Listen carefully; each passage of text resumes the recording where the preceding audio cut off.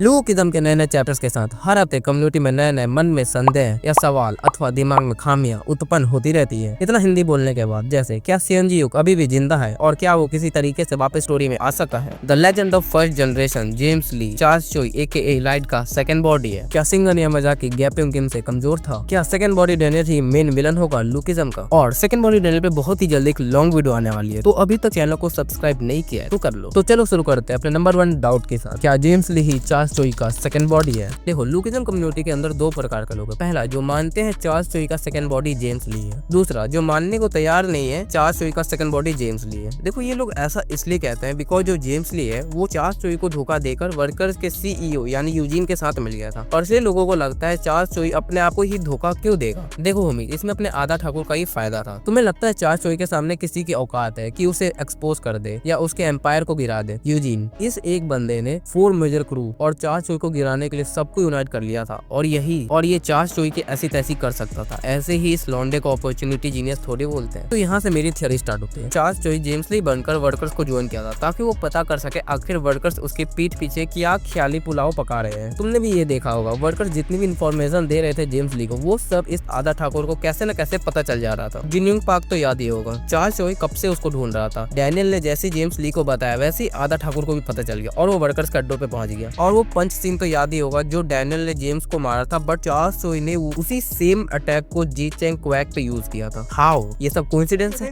I think not. I hope तुम्हें तुम्हारे सवाल का आंसर मिल गए होंगे। तो चलो अब आगे बढ़ते हैं अपने सेकंड क्वेश्चन पे। क्या सिंघन यामाजाकी कमजोर है गैपिंग किम से? तो चलो बताता हूँ। यामाजाकी सिंडिकेट जापान की सबसे बड़ी गैंग, वो अपना टेरिटरी या एम्पायर बढ़ाने के लिए दूसरे कंट्री को कॉन्कर करने का सोचा और उनका पहला टारगेट बना south Korea. Yamazaki syndicate Korea में लैंड होते उस टाइम के गैंग्स को खत्म करना शुरू कर दिया था। मेजोरिटी ऑफ गैंग्स हार गई थी कोरिया की। तब स्टोरी में आता है जॉनी से, आई मीन गैब्रोंग किम, और उस टाइम के कोरिया के स्ट्रॉन्गेस्ट गैंग्स को यूनाइट करके एक गैंग बना दिया जो थी फीस्ट गैंग, और ये सब मिलके फाइट करते थे यामाजाकी सिंडिकेट से। ये तो थी हिस्ट्री। अब आते हैं प्रेजेंट पे। प्रेजेंट टाइम में सिंघन यामाजाकी फीस्ट गैंग से हार जाती है और जापान वापस आ जाती है। बेचारा डिप्रेशन में चला गया। तो क्या सिंघन यामाजाकी वीक हो गैब्रोंग किम से? देखो, बिल्कुल भी नहीं। सिंघन यामाजाकी और गैब्रोंग किम दोनों इक्वली लेवल पे स्ट्रॉन्ग थे। लाइक गैब्रोंग किम हर दिन बेड तोड़ते थे, सिंघन यामाजाकी ने भी बहुत सारे बेड तोड़े हैं, पता ही होगा। बहुत तेज हो रहा है। चलो तब आगे बढ़ते हैं अपने तीसरे क्वेश्चन पे। अगर तुम यहाँ तक देख रहे हो, मतलब तुम्हें वीडियो पसंद आ रही है, तो चैनल को सब्सक्राइब और वीडियो को लाइक कर लो। आगे बढ़ते हैं। क्या जेम्स ली कमजोर है? देखो, लोग ऐसा क्यों बोलते हैं? इसके दो मेजर रीजन है। पहला, सीएनजी युग वर्सेस जेम्स ली की बैटल। मानो ना मानो, ये बहुत बड़ी इंपैक्ट डाली है जेम्स ली के फिगर पे। मेरा मतलब figure, not his figure, okay. Second main reason है उसका फाइट ना दिखाना। उसकी जितने भी हमने मोस्टली बैटल देखी है वो ऑफ स्क्रीन ही देखी। जैसे फर्स्ट जनरेशन की सारी फाइट वो सब ऑफ स्क्रीन हुई थी। एक दो फाइट के हमें कुछ पंच वगैरह लैंड होते हुए देखे थे, मोस्टली हमें नहीं पता चला। पीटीजे सेंसर प्लीज दिखा दो जेम्स ली का क्लियर शॉट बैटल, दिखा दो, बस कर दो कोई एक बिग शॉट, मजा आए। अगर तुमने सीएनजी युग वर्सेस जेम्स ली को बैटल अगर तुमने ढंग से देखी होगी, तो जेम्स ली ने उसी बैटल में 3 मास्टर्स उसके पास थी, उसको पता चल गया था। लेकिन सीएनजी को ये भी बात पता चल गया था जो बंदा है जेम्स ली, ये टाइम टू टाइम ग्रो कर ही जा रहा है। मतलब इस हर एक मूव के साथ वो अच्छा बने जा रहा है और परफेक्शन की ओर बढ़ रहा था। और अगर तुम्हें वाला सीन याद होगा जहाँ पे सीएनजी युग ने खुद बोला था, मैं अपना सब कुछ लगा के एक पंच जेम्स ली को हिट करने वाला हूं। जस्ट इन केस मान लो अगर वो पंच पड़ जाती जेम्स ली, भले नॉकआउट हो जाता 5 या 10 मिनट ले, या फिर बहुत ज्यादा घायल हो जाता, लेकिन अगर जेम्स ली और फाइट को अगर लंबी खींचती तो जेम्स ली और ज्यादा ग्रो करता जाता और सीएनजी युग डिसएडवांटेज में होता। देखो, सीएनजी से मेरा कोई पर्सनल हेट नहीं है, ना मैं इसका दुश्मन हूँ, ना ही मैं उसको हेट करता हूँ। बहुत से लोगों का फेवरेट कैरेक्टर और कहीं ना कहीं हमें भी पसंद है वो कैरेक्टर। भाई वो अच्छा लौंडा है, गुड कैरेक्टर, पर कहते हैं ना हमेशा अच्छी चीजें लोगों को पसंद नहीं आती। पीटीजे को भी पसंद नहीं आई तो उसने खेला कर दिया सीएनजी युग का। तो चलो अब आगे बढ़ते हैं अपने अगले सवाल पे। क्या गन के पास प्लॉट आर्मर था गन वर्सेस सेकंड जनरेशन की बैटल में? कुछ पढ़े लिखे लोग इसको यामाजाकी ट्रू पावर बोलते हैं, क्योंकि ये बात सही भी है। क्योंकि इसके फादर को देखें तो लिटरल वो मॉन्स्टर था। उसके बैटल को हमने अच्छे से देखा है, एक हाथ नहीं है, इतने सारे तलवार घुस गए, फिर भी बंदा लड़ रहा है। तो उसके बेटे से तुम क्या होप कर सकते हो, जिसको पैदा ही किया गया हो उस टाइम के स्ट्रॉन्गेस्ट कैरेक्टर को बीट करने के लिए? उससे तुम कैसे एक्सपेक्टेशन रखोगे? वो था गन पार्क, जिसको अभी भी लगता है गन का प्लॉट आर्मर था। एक बार सोच के देखो, अपना ओली वैंग, ओरी डैनियल अपने अर्ली स्टेजेस में कैसे थे और गन की ट्रेनिंग ने उनको क्या से क्या बना दिया। एक मास्टरपीस बन गया, एक फैन फेवरेट बन गया। अब कुछ लोग बोल रहे हैं कि गन ने यूआई सेकंड बॉडी डैनियल को कैसे हरा दिया। देखो, गन के पास पहले से एक्सपीरियंस था और उसके पास नॉलेज भी थी यूआई के बारे में बहुत, इसलिए वो यूआई में नहीं होके भी उसकी वीकनेस का यूज करके यूआई डैनियल को हरा दिया। पहले उसने अपने पावर लेवल कम किया जिससे यूआई डैनियल ने अपनी पावर एडजस्ट की, फिर गन ने ने बहुत ही ज्यादा घुसंड बजा दिया, तुमने वो पैनल देखे ही होंगे, और इतनी ज्यादा मारा फिर उसको मौका ही नहीं मिला और अपना यूआर एरियल धराशाही हो गया बैटल में। ये सब तो बताते हैं गन के पास प्लॉट आर्मर नहीं है, लेकिन वो जो इतने सारे खून निकलना प्लस इतने सारे मल्टीपल इंजरीज कैसे। लेकिन लेटेस्ट चैप्टर में ये बात भी प्रूव हो जाती है। जे किम को देखा ही था, वो पूरा बम्बू आर पार हो गया उससे पेट में